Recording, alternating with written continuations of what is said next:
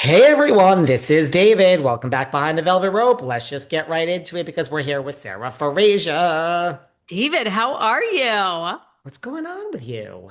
I'm just reading about Nicole Kidman and Keith Urban's divorce. It's People say, like, am I shocked? Like, I'm not surprised, not shocked, but shocked. You know what I mean?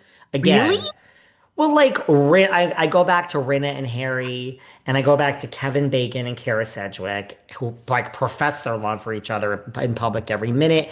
And I go back to Lisa Vanderpump and Ken Todd. Those are my three. No, I'm not really that shocked. I lived in a building in New York where Keith Urban and Nicole Kidman lived. She's Cold? yeah, that's it, word for word. I mean, I would be on the treadmill running next to her at like, I mean, we lived in the building together. And by the way, it was a small boutique building. Hugh Jackman lived there, whatever. It's like I'm not a I'm on I live here. I'm not like outside. And she would just, Keith Urban Common would be great. folk. Like we're on the treadmill, it's 4 a.m. and there's nobody in this gym. It's not that strange that I would say hi to you and ask for an autograph. And she was just not so pleasant. I don't know. You shocked about this one? Yeah, I am. 20 years almost, 19 years. Now, I'll just give you some brief details, That's although I know you've read long. about it.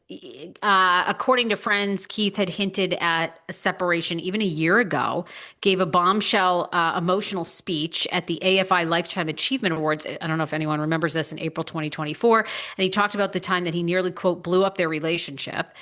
A lot of people are defending her, though, that she started out with him, helped him get sober, Hmm. helped set his career correct, elevated his career and who he was, had two children with him, and now he's left her after 19 years of marriage.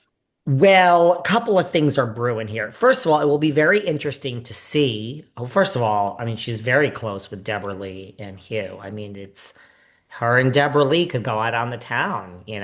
But she is very close with Hugh as well. It's not an Australian thing. They're just really good friends.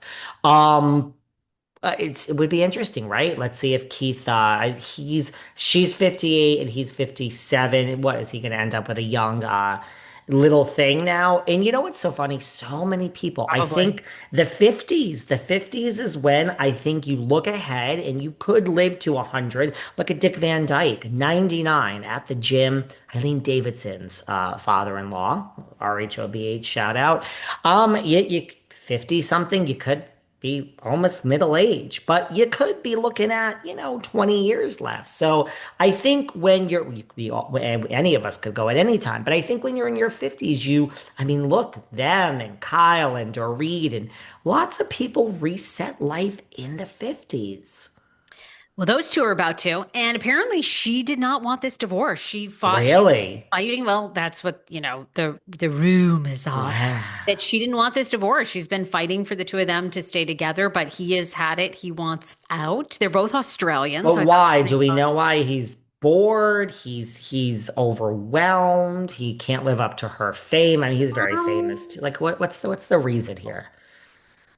I don't see a lot of, I I don't mean, know. what's the You know, reason for Kyle and Mauricio? They love each other, walking the girl down the aisle together, living in the same house. And I mean, we know Mo likes to diddle and daddle, but I don't know. Is Keith a playboy? I don't know.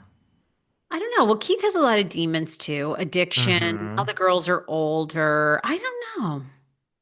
It's What a such a interesting one. Like, I haven't seen a lot of the nitty-gritty yet as to why. And you want to know why I'm happy being single, bopping around between three places where I live. And according to you, I'm so social. I have all these friends. I mean, I Yeah. mean, no, no, no, thank you for 20 years and then I'm going to start over. I'm not interested. Pass. A lot of people feel like you do. A lot of people feel like you do. And a lot of people know, like that they don't want kids. My uncles, all four of them, none of them wanted kids ever. They What were a happy shame having after 20 nephews. years. Like you couldn't work it out. I I don't know. Yeah, I know. I'm sure there's a lot going on there that will come out.